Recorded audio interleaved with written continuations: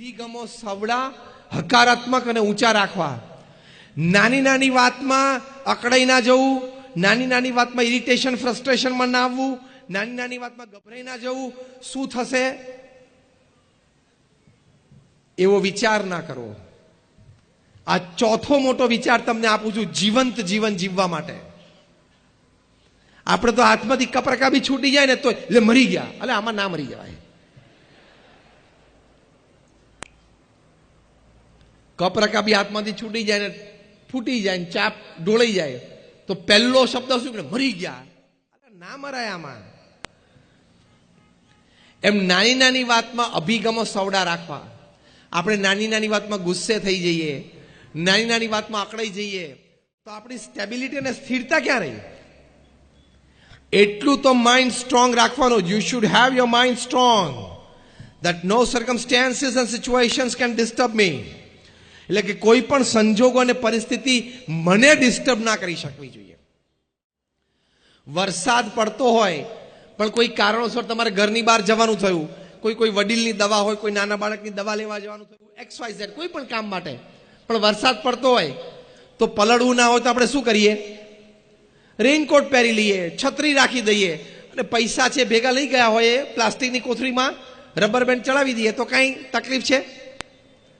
વરસાદ બંધ નહીં રહે, આપણે રેઇનકોટ અને છત્રી લઈ લેવાના. એમ પરિસ્થિતિ અને સંજોગો તો પ્રતિકૂળ રહેવાના. તમારી ડિફેન્સ સિસ્ટમ તમારે પાવરફુલ રાખવાની, તો સ્થિરતાથી, સ્ટેબિલિટીથી, એટીટ્યુડ સાથે જીવાય.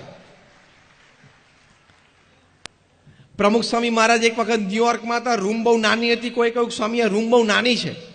પ્રમુખ સ્વામી મહારાજે કહ્યું કે નાની રૂમ બહુ સારી, પાવર ઓછો બળે. બે ના બદલે એક ટ્યુબલાઇટ જોઈએ. એક જ અઠવાડિયા પછી પ્રમુખ સ્વામી મહારાજ ટોરન્ટોમાં હતા, કેનેડામાં. કોઈ કહ્યું સ્વામી આ મોટી રૂમ બહુ સારી, કારણ કે રૂમ મોટી હતી, સ્પેશિયસ હતી. કે કહ્યું સ્વામી આ મોટી રૂમ બહુ સારી. પ્રમુખ સ્વામી મહારાજ તરત બોલ્યા હા મોટી રૂમ સારી, વધારે લોકો આવી શકે અને બેસી શકે. ખબર પડી? આ નાની રૂમ પણ સારી, મોટી રૂમ પણ સારી. શું વિચારો છો ને એની ઉપર નક્કી થાય છે આ વાત. નહીં તો બેયમાં તકલીફ હોય. આપણે તો બેયમાં ફરિયાદ હોય. એટલે નાની નાની વાત માટે ચૂ ચૂ ચૂ ચૂ ચૂ ચૂ નહીં કરવાનું. આપણો સ્વભાવ કેવો છે? નાની નાની વાતમાં શંકા જાય. You will not leave a live living. જીવંત જીવન તમે નહીં જીવી શકો જો નાની નાની વાતમાં તમે ચૂ ચૂ ચૂ ચૂ કરશો તો. આપણે પાર્ટીમાં કે ગેધરિંગમાં કે લગ્ન પ્રસંગે ગયા હોય ને, કોઈક આપણી સામે આમ 2-3 વખત જોવે ને તો વિચાર શરૂ થાય કેમ જોતો હશે, કેમ જોતો હશે. હવે એનો ઉત્તર આપું તમને, કેમ જોતો હતો? આપું ઉત્તર. એને આંખ છે ને જોવે. તે બહુ વધારે પડતું માની લીધું કે મારી સામે જોતો હતો, અને 2 જ વાર જોયેલું. તું જે 5 વારની વાત કરે છે ને બાકીની 3 વાર તો આમ જોતો હતો ને તું વચ્ચે આવી ગયેલો.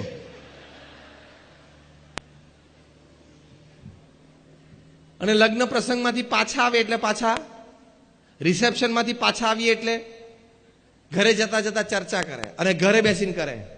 પેલા એ પહેર્યું તું, પેલા આમ પહેર્યું તું, પેલા આમ બોલ્યા હતા, પેલા આમ ઉભ્યા હતા, પેલા મારી સામે જોયું, પેલા ના જોયું, પેલા આમ, અને જમવામાં પેલું ટેસ્ટફુલ હતું ને પેલું નહોતું.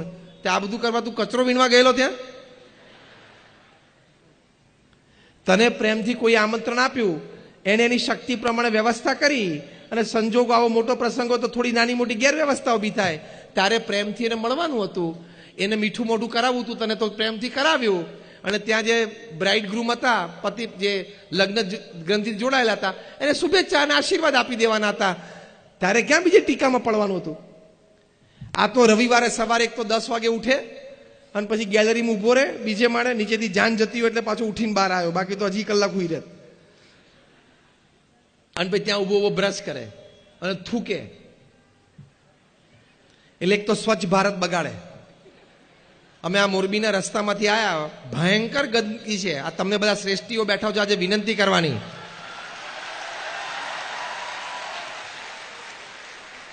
શું કચરો પડ્યો છે મોરબીમાં રોડ ઉપર. તે બધા શ્રેષ્ઠીઓ અને વડીલો અહીંયા બેઠા છો અને આગેવાનો છો. આપે બધા પોતપોતાના ક્ષેત્રમાં ખૂબ સુંદર કાર્ય કર્યું છે. તો અહીંયા આજે પણ લો કે મોરબીને સ્વચ્છ બનાવવું છે. આ સુરત શહેર તમે જો, તમે બધા સુરત ગયા છો છેલ્લા 2-3 મહિનામાં? હાથ ઊંચો કરો. બધા ગયા છો. છેલ્લા 2-4 મહિનામાં તમે સુરત કેટલી ક્લીન સિટી છે. તો એક સમયે સૌથી વધારે ગંદવાળો ત્યાં હતો. તો હવે સુરતની જેમ તમે પણ લો. સુરતમાં તમારા જ પટેલ ભાઈઓ છે, એ લોકો ત્યાં કરી શકે તો તમે ના કરી શકો?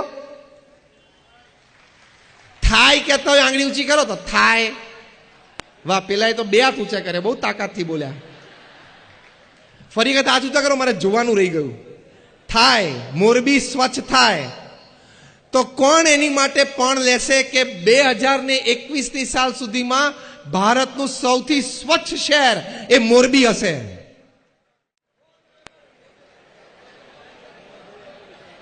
જે કહેતા હોય એકવાર ઊભા થઈને બેસો એટલે મને ખબર પડે.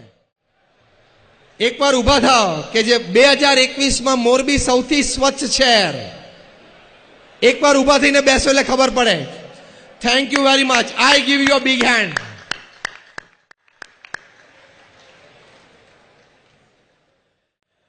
તમે કારખાના આટલા સુંદર ચલાવો છો, આટલો મોટો વહીવટ વ્યવહાર કરો છો, તે મોરબી જેવા નાનકડા ગામને સ્વચ્છ કરવું એ તો તમારા માટે ડાબા હાથનો ખેલ છે.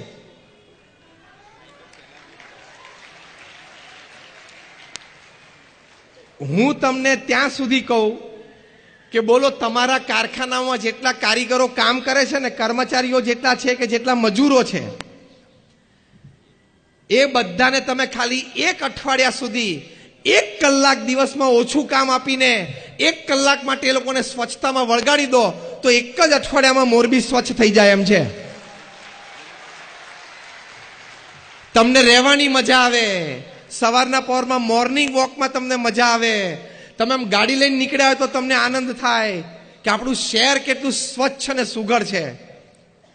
જેટલા કારખાનાવાળા અહીંયા બેઠા છે ને, બધાના વિનંતી, હું તમને આ પ્રોજેક્ટ આપું છું કે હવે આવતા દિવસથી, કાલથી કે પરમ દિવસથી, જ્યારથી શરૂ કરો, ખાલી 1 કલાક કામ સાંજે વહેલું બંધ કરવાનું. 1 કલાક.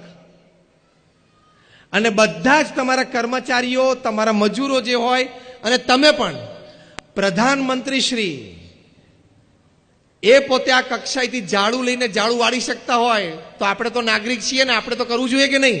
તમે પણ જોડાજો. હું માનું છું ત્યાં સુધી 1 અઠવાડિયામાં મોરબી સ્વચ્છ થઈ જાય.